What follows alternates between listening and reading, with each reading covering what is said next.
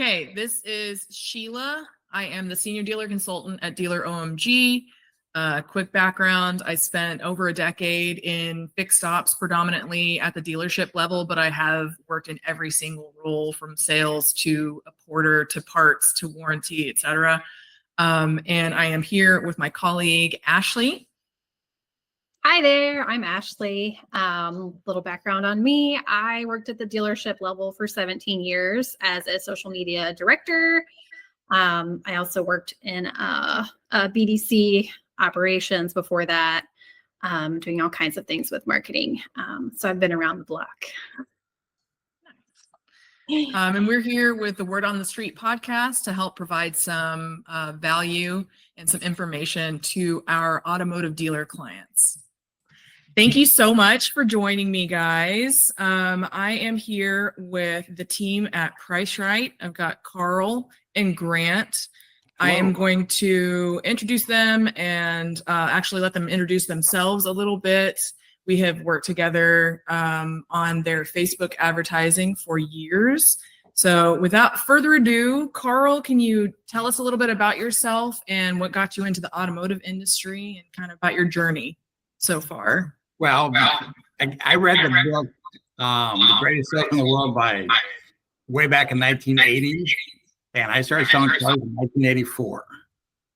So it's been more than a year that I've been in this business, but I've had my own dealership since 2001 when I opened up a kind of a subprime, small little gas station. Been selling for franchise stores for years, and pretty much October 1st of 2001. So. September 11th, 2001 was a pretty transitional time period. And we're in that business planning to open a new business.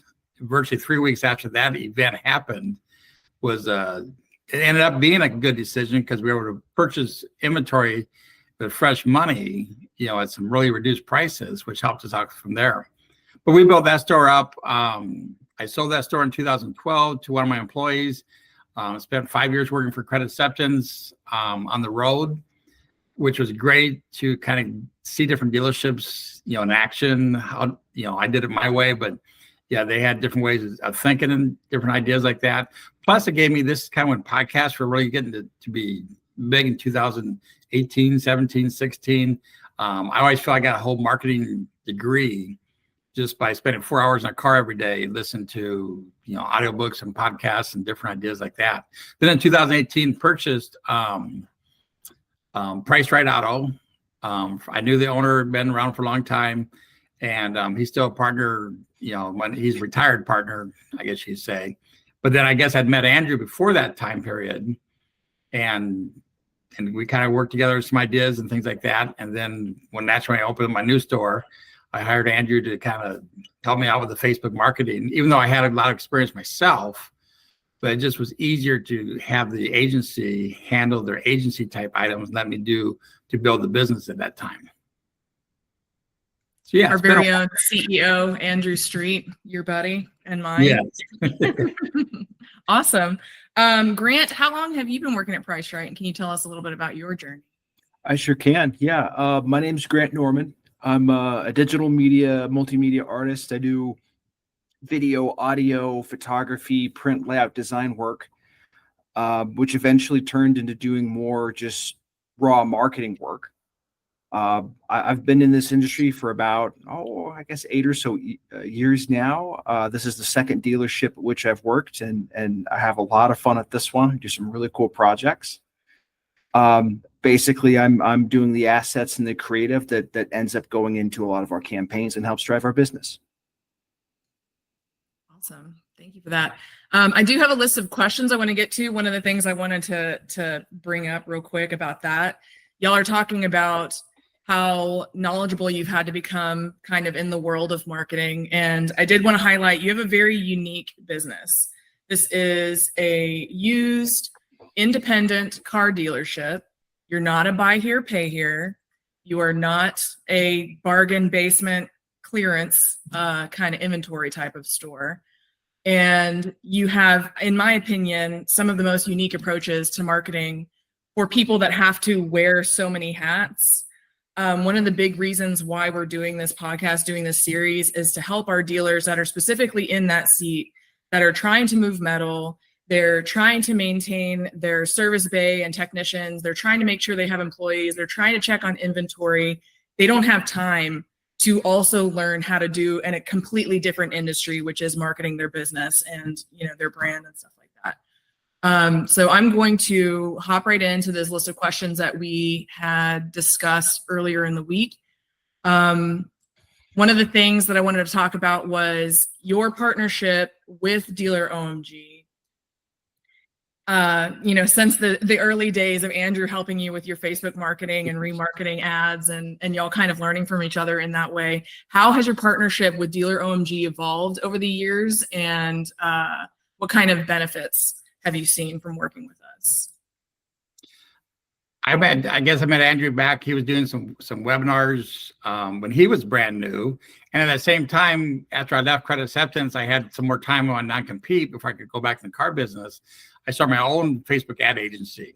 And my goal at that point, this is back when the Facebook was the Wild West. There were no rules for it. You could advertise. You could actually market to different races. You could, different age groups. There was no rules. You could do, if you like, you could market against someone else's fans and someone else's pages even.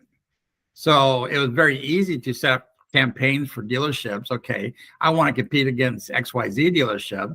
I'll set you up a campaign so you can compete directly with all their customers and people who like their page, and ideas like that. But then, things changed. And my goal was to work with a small dealer.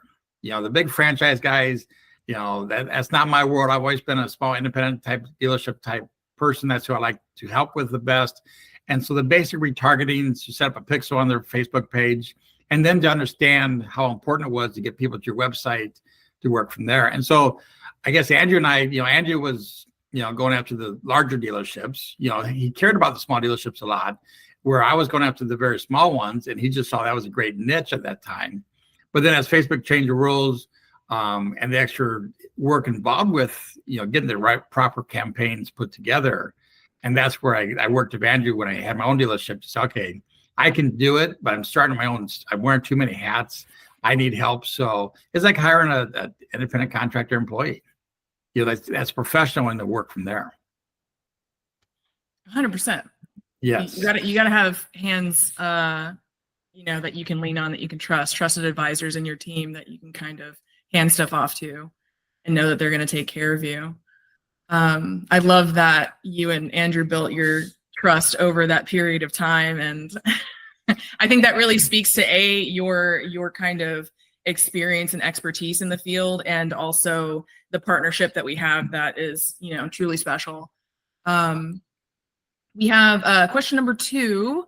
Can you share some insights on how the used car market has changed in recent years, particularly in the relation to the rise of EV sales and our post-pandemic kind of changes in the industry that we've seen? That's been a pretty wild ride. We were selling Teslas back in 2016, 17, 18. To be honest, before it became a political issue. People were just excited about it. If you drove a Tesla, or especially a Model X at that time, to a group of kids or something unique like that, everyone was attracted to it. It was like the coolest car, a person could see. The way the doors open up the Model X, the way you can make the lights flash and music and different things like that. We take it to different, family fun events, and it was the highlight of the event. And of course, times change. It's more of them are available now. This is back when it was rare to see one, let alone be inside it and touch it and drive it and work from there. So we've always been an EV first in the market from there. And then as the Model 3 came out, it became more of a mainstream type car, like a Honda Accord or Toyota Camry. And then, as soon as the politics got involved with the car, it polarized the market very much so. It's a love-hate market. Most people who've never driven it have all their opinions on it. The car themselves are a lot of fun to drive. So then COVID comes, the car market goes crazy. The electric cars, Teslas, were just as crazy. We're flying high. But then when COVID ended, As fast as they went down fast.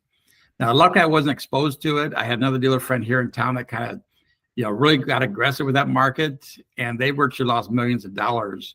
When the market went down, if you don't move fast enough in this car market, especially at that time period, it was pretty brutal. It was nothing to lose $30,000, $40,000 per car because you're dealing with $100,000 price range type cars. So that hurts. It doesn't take too many of those deals to ruin your month, as a smaller dealership through there. But, now things have kind of settled. With it first this year, the 4,000 used EV tax credit came on board. We jumped on board with that program. And there again, being in the Midwest, we're not in the EV type market, but I don't need to sell every single person the EV. It's a choice, but if you have a choice, we're the only game that's being played in the Midwest right now. So we're taking advantage of the few people that are interested. And here's the market that I think when Grant and I had our marketing meetings, we wanted that 25-year-old male who is having some success with some income right now, who can afford a $20,000 car after the tax credit. And that's who we're selling to. Because when they were 15 and starting to drive cars, the Tesla was the coolest car they could ever see. And now they actually have a chance to own one. And they're excited about that. So some changes from that part. But yeah, it's that 25-year-old who grew up thinking the Tesla was the coolest car. So that's where we're having some good success with that market. Is that kind of what inspired this EV push that you've done and kind of the marketing around that? This one's for both of y'all. You've been really good about adapting your digital presence to kind of what's hip and new.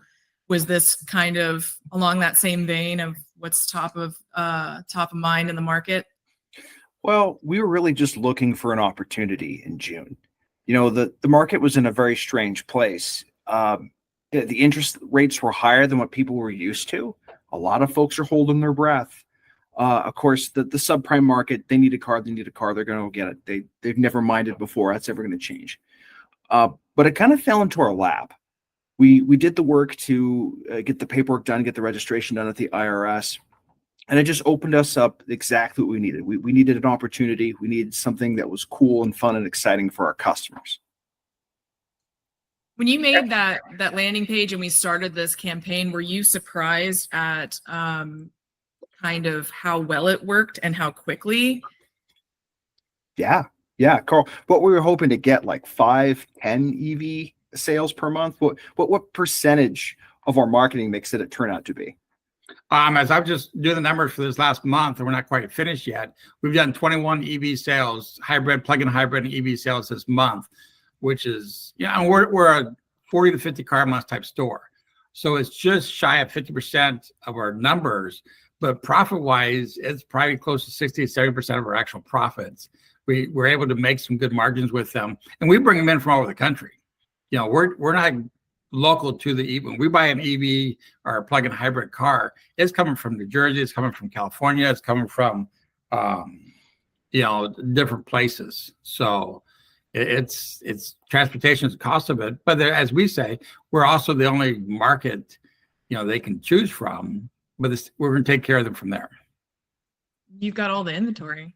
One of the things that we discuss pretty frequently in our meetings is making hay while the sun shines. It's an old saying, but when you have these challenges in the market, you are a small independent store.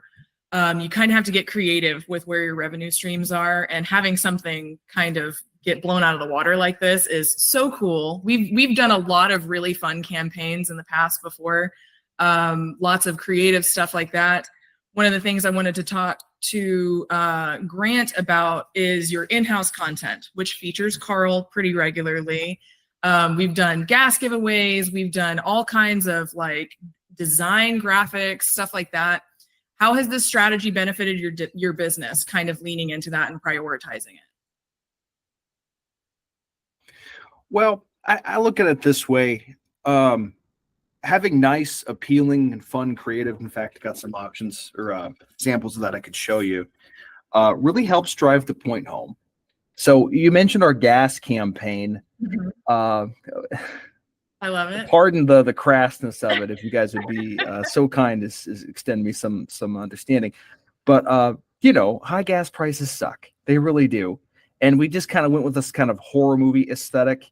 And because we're basically doing all of our creative in-house, we kind of ran that through line all across the board.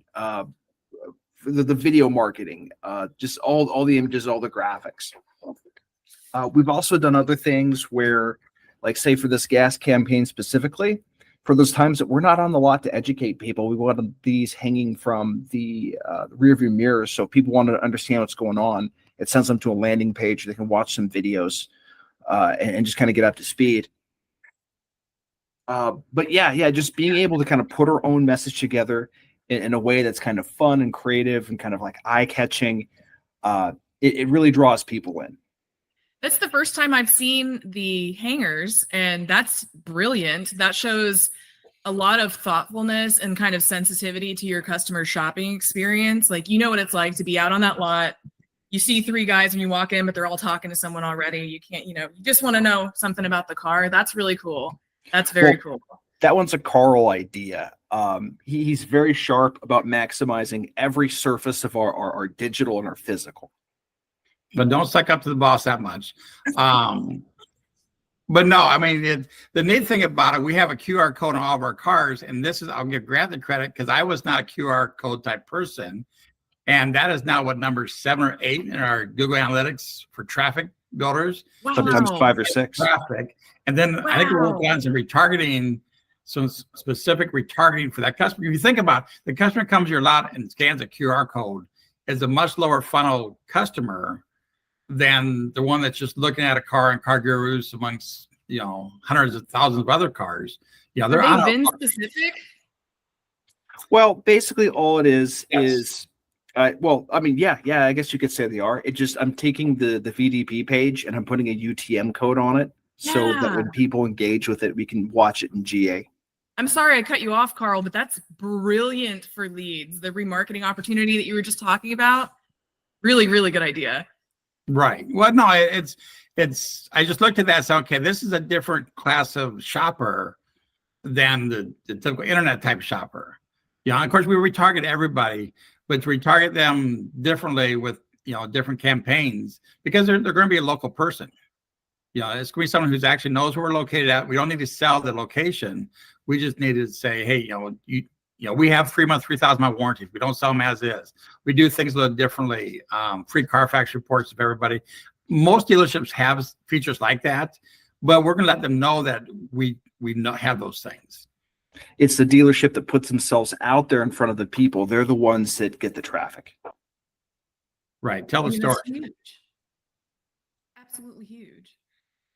One of the questions I had for you, Karl, was we've been discussing kind of inventory mix, constraints with acquisition. You have a bunch of different sources that you get inventory from. What kind of innovations have you done in the past several years to kind of address constraints on inventory? I don't know if we've done anything really different that's not available to every dealer, but we're not afraid to try anything. Whether it's, we tried some buying center ideas and they can work, but, they come and go. We were probably the first ones in the Midwest to really embrace the ACV auction way back in 2018, buying cars, having shipped in by just pictures, and, not buying, like new type cars. Dealers been doing that forever, but if you're buying a 1, 2, 3-year-old type car, that's pretty easy in most cases. But to buy one that's 10, 12, 15 years old, 150,000 miles on it, you're taking more chances through there. And yes, we lost, but we win more than we lose. And that's really what the whole game is. It's just to win more than you lose, but take some chances and keep rolling with it from there. If you have good marketing, you can make mistakes and get out of it much better. That's probably the biggest thing when it comes to inventory. If you look at dealers who have a great inventory management or don't have a management problem, we have old age cars and we're not perfect by any means at all. We have plenty of cars that sit around, we try to reduce prices and things like that. But if you got a strong marketing program, you can win most of those inventory problems that if you have no marketing at all or very limited marketing. And bring in the public. They'll get it eventually. Yeah. Yes. And you've always been pretty aggressive. I know with the EV campaign specifically, we talked about how you have applied certain filters so you can really drill down to the age of the unit you're looking for, what the cost Right. is on it, what the resale margin that you're looking at is, and kind of flag that way. And I think that that's the biggest kind of point is use every tool available to you. Like learn how to use it, use them all. You're going to get an influx. We had talked about fleets, coming in, fleet units coming in, auction houses, like use every venue available because some of them are going to have better, different kinds, different years available to you depending on what kind of customer you're trying to serve. So I think that that's really smart. And would you say, Karl, that the whole COVID season experience really taught us to source inventory from whatever source we can get, just have many, many streams just to guarantee that we have something that month? Well, and the good thing about it was we were using those streams before COVID, so it wasn't a new learning curve for us. But like what I do, if I've got an open lane or ACV or Manheim or Stockwave, I've got filters, like you said, filters for all the cars that qualify for the $4,000 tax credit. I get an email every day of what's available coming in the market. So I can just click that email real quick and I don't spend a whole lot of time. It's just real quick. Hey, what's available today? What's newly listed? What do we need to pay attention to? So we can find that, a car that works. We're doing fantastic with Ford Fusion Energies. People love the Ford Fusions. They're great cars. This is the plug-in hybrid, which is very rare. They've got some extra mechanical problems, but our mechanics are learning how to fix those problems. And they're, besides the Teslas, they're our second best selling car. And they're much more affordable. They're at a price point where you're close to that 10 to 15,000 type price range. So they work for school cars, college cars, and different markets from there. Fusions, got it. That's yes. Awesome. Okay, so we all know rates have been all over the place this year. They're exceptionally high. A lot of my new dealers are really struggling with moving trucks specifically, but any higher dollar units that they have on the lot. Have y'all been adjusting your sales strategy to keep attracting customers right now? Is it a race to the bottom kind of thing? Are you sourcing more banks? What's going on? We have, yes. So at first, the rates were a big obstacle to get over. But when you explain to the customer, it says the car that you're buying at 6.9, a year ago, 2 years, 18 months ago was a $60,000 car, and now you're paying $40,000 for it. That makes up for a lot of rate. You got 1.9 before, but you paid $60,000 for it. It's our relationship to the price that you're paying for the car. Now they have a hard time, still getting past that. They want the low price and the low rate. But I think over the last 6 months, I've seen less rate objections. I think people have now finally figured out, just like if you're buying a house, you know what, you're not going to get 2.5% mortgage. It's not going to happen. So get over it and pay the 6-7%. And hopefully as the rates come back down, you can refinance, and improve your position there. So I think we've seen less resistance lately. Those prices will float right back up along with the lowering rates. So it's a fun game that we play. Yes. I wish there's some way I could get in front of the public and be like, hey, look, as the boomer generation retires, that money supply is going to come out of the market, which means it's going to cost more money to get that money. So that 7% is going to look pretty good in a few years from now. Buy now if you can. It's the same in marketing. We've talked about cost per clicks and other metrics that most people do digital marketing measurements on. And when there's increases, such as an election year, there are higher competition. So your price is going to continue to go up. You have some choices, like you could just not advertise, which is really a very poor decision to make, while everyone else is trying to pump extra money into this, or you can try to ride it out and, put in, invest what you can and kind of let it keep cooking during the tough times. So I think that applies to any business and any goal, really. Don't freak out and don't panic. Don't make emotional decisions and change everything and try to reinvent the wheel. That's hard to do. Yeah. It's a scary time for a lot of people. We've had some very serious conversations this year about just constraints and what are we going to do? And let's try this. And oh, that didn't work. Let's try something else. you have to be on top of it. You have to pivot. You have to be willing to try new stuff. Karl, you're I would say one of the biggest risk takers when it comes to, you always use data to drive your decision making, but you are unafraid. I could tell you, there's this new digital marketing platform that we're working with, and it goes and it actually sends a hologram to the person's house and talks to them about cars. And you'd be like, okay, how much is it? Like, let's talk about like what kind of campaign that would look like. You're very unafraid compared to some of the other people I've seen in the space that are kind of intimidated by new technology and stuff like that. Makes it really fun. Oh yeah, we've got a young gentleman from the university here in Nebraska, and he's working on Grant's probably can talk more about it. He's working on a new AI type tool where you can like be sitting in the car in your living room. And Grant's been doing a lot of work with young gentlemen. He's very dynamic, working with university, and he's trying to put this together in the car dealership. So it's kind of fun to see from scratch, new technology come together that could help our business possibly. So yeah, on that note, a quick pitch for it. This gentleman named Yaman, he's working on a product he's calling Prime Rig. And the idea behind it is it's one, going to allow customers to engage with newer forms of media like augmented reality. But two, it's going to provide a better, smoother, more unified kind of buyer-seller experience where it's kind of like half selling profile, like platform, and half kind of social media. That cool. Sounds really cool. I definitely want, we'll circle back on our next meeting because I want to hear about that. I definitely want to talk more about that. This is a great lead up into our next point. We saw those hangers. Y'all have talked to me about mailing campaigns, direct mail that we've done in the past. Like what results and kind of balance do y'all see between traditional and digital advertising? And do you have any tips of kind of maintaining that and measuring the results? We try natural digital, you can measure things easier. But at the same time as we have studied, a person go to Auto Trader, look at a car, then the kids need something, so they get interrupted. So they come back and say, okay, I'm looking for a truck or whatever type of vehicle they're looking for. Then cars.com gets a picture. If they see you in all the different sites, it'd be like, okay, they may go to your website. And of course, when we ask the customer, says, how'd you find us? Well, the internet. Okay, great.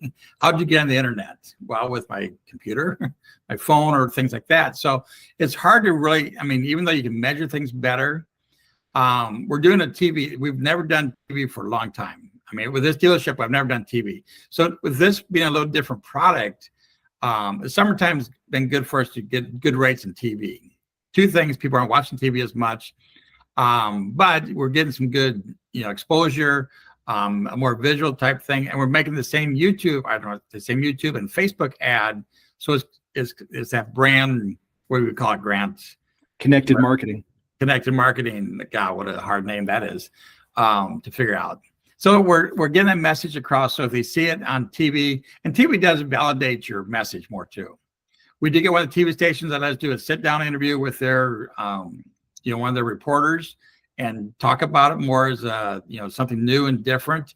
And this Saturday, we had two people come in and says, we saw you on TV and we're here. This seemed pretty cool. Now, granted, as we talk about EV, when they post on their social media, it's all negative comments and different things. But the more comments you get on a social media post, the better that post performs. And then it wasn't us that had to respond to it. It was our customers and our other EV owners that said, wait a second, you're making ignorant comments about something you don't know about. Just because you don't want to drive it, it's a choice, and take advantage of this deal. This won't last forever. It's just weird that there's something for everybody to get behind with this. It's a huge opportunity for sure, and y'all have really cornered it. One of the other questions that I had was, do you have a success story that exemplifies the value of our partnership together and how it's helped you overcome a specific challenge? Like maybe selling golf carts or electric vehicles. That's probably the golf carts. We did the golf carts that summer, and be able to tackle different markets with it. Like I said, back in the the old days of Facebook, 5-10 years ago, you could do things with it. You could target. It was simpler to go into your ad, place, target wherever you want to target. You can do all kinds of crazy things with it. And with the benefit of having it working with the agency, you guys have the tools where you can go and target things that we can't anymore. Plus all the rules that Facebook has. If you don't make a proper ad, and it goes against their terms and conditions or their, neighborhood, whatever they call them, the rules, and you get shut down, there's no one that we can talk to at Facebook that's going to help us. Where you guys have that connection with Facebook, and with Andrew's connection with Facebook, we're able to work whatever situation we have and get it figured out and get us back in the market right away with no delays. And that's a big difference there. Plus, with your API being able to take our inventory, put it into a carousel, and we can narrowly target like, hey, you want to get in front of truck shoppers? Here you go. Van shoppers, yep, it's done. And then as things get sold, they automatically come off. So that's just one less thing we have to pay attention to, manage, and work on. Because we're in a position with the knowledge that Grant has, we could probably figure it out, or we could spend time doing that, or we could spend time creating something new, find different ideas and attack a different market if we need to. Yeah, just being able to have somebody to assume ownership of that Facebook dimension, do it well, and have a bag of tricks that we really don't have ourselves. That's big. There's a reason why it's our main bread and butter. It's not a super user-friendly platform, I'll put it that way. But it does have really tremendous capabilities if you can dive deep, and that's the only thing you can do. You pretty much get really good at it and become an expert. Which brings me to our last question today. Looking ahead, what do you believe is going to be the biggest opportunities and challenges for used car dealerships specifically, and what are y'all doing to kind of prepare? What do you think about that, Carl? That's gonna be a good one. It's truly gonna be a challenge for dealers. As I'm in a lot of different Facebook groups and different dealers, I still love the subprime market. We do a fair amount of subprime. We don't ask for it like we used to. We don't market towards it. We let them know that it's available. We are in a location in our town where, we're surrounded by buy here, pay here, and subprime dealers. So we're going to get it, the natural, market from there. I still believe for independent dealers, that's something you need to understand, learn, and you can make a successful dealership, just doing subprime type business. The buy here, payers can work, but it's expensive. And I always hated collecting payments. It's hard to be the nice salesperson and then 30 days later says, okay, you need a payment. Well, I can't make it. Now you got to be that mean collection type person. You can't be too, it's hard to be two at one time from there. So yes, and managing and understanding the marketing, even if the most simple thing you do is just put Facebook marketing, be consistent with it. It doesn't cost anything to make changes to your website. Call your website company. I have Grant that can do that work for me. We're large enough where it works for us, but at the same time, to understand that, how it works, and to be relevant in the market there and pay attention to trends from there. Yeah. With that, I would say, get your organic game squared away. Do you do the business placement things like Apple placement, Bing places, Google My Business? You can get mountains of organic traffic out of that. Your website, how's the SEO going? Are you playing that game so that people can find you and what it is that you're looking to sell? You can get mountains of free business just for playing that game and winning that game. If you do a search, wherever if you're listening to this podcast, you do a search for best used car dealership in Lincoln, Nebraska, and we don't come up number one, let us know, because, for almost every time I've challenged myself on this across the country, when I've been meeting different dealers or vendors, especially who try and sell us SEO, it's like, okay, Google best used car dealership, Lincoln, Nebraska, and we'll come up in that 3-pack almost. In fact, I think every single time I've challenged it. And the crazy thing was that one that was number 2 was my old dealership that I sold years ago, was still showing up number 2. So with all the tools, ChatGPT and all the different things you can do, but you're right, our Google business page is spot on. Grant's done so much work for that. He's an expert with that. That is a huge part of that. And we learned something just about 2 months ago. Our citations, because we had moved, a couple years ago to different locations. Well, 5 years almost. Well, we still had a lot of, our old address was still on a lot of different search sites. Not the main ones, but the main ones were covered. But we spent a couple $100, making sure those were all corrected. And we're still working on that. That's something we're following up with and making sure that all those listings in different places, the old yellow pages that no one goes to, you still got to make sure you have accurate information that's consistent with Google. So yeah, those are backlinks. Google looks at that and says, yeah, the more of those you have, the more traffic and references. It's you're an important site. I better get you in front of people. Absolutely. And you've continued to learn about that the entire time. You'll very much have an obvious and apparent growth mindset. We have, kind of dived deep into topics over the years that we've worked together. We've talked about, you were just talking about Google My Business. We talked about Google Search Console and how you can check indexing and make sure that everything is kind of squared away there, that you're doing all of this in-house. And it seems like, quarter after quarter, kind of expanding your skill set and tightening and becoming even more expert is really impressive to watch. And I think that is a critical component of being successful in anything that you do, but especially in this market for automotive. And I really appreciate you taking the time to share that with us. That's kind of the name of the game. We learn from each other a lot. I actually used one of your tips. We kind of talked about the EV thing, and I have another used dealer client of mine, and I actually shared some tips that you gave from one of our meetings with them, which they very much appreciated and said thank you, by the way. That's kind of the name of the game. We're all here. We can all win. We're all in our lane and just hoping to share and kind of succeed and help the industry as a whole. So I really very much appreciate your time today. Do you have any closing thoughts that you would like to add about Price Right in Lincoln, Nebraska, or anything else you want to say? Karl, I'll let you go first. Okay. I think the most important thing we do, the most valuable thing that we do is every day at 1 o'clock, Grant and I meet for an hour from 1 to 2 o'clock. And at 2 o'clock, we try to cut it off. Grant is very super organized. I am not. He has a list of different agenda items that we need to cover. We cover our either whether it's his Google Analytics, process. We're covering whether it's a Car Guru's performance. We dig into those things during that time period. And it is rare that we miss that meeting 5 days a week. We set up all of our vendor calls during this time period. So that way we're not, spreading out through the whole day. It's pretty much from 1 to 2 o'clock when we're available. I think the only exception we make is for you, Sheila, because you're available at 2:30 instead of 1 o'clock.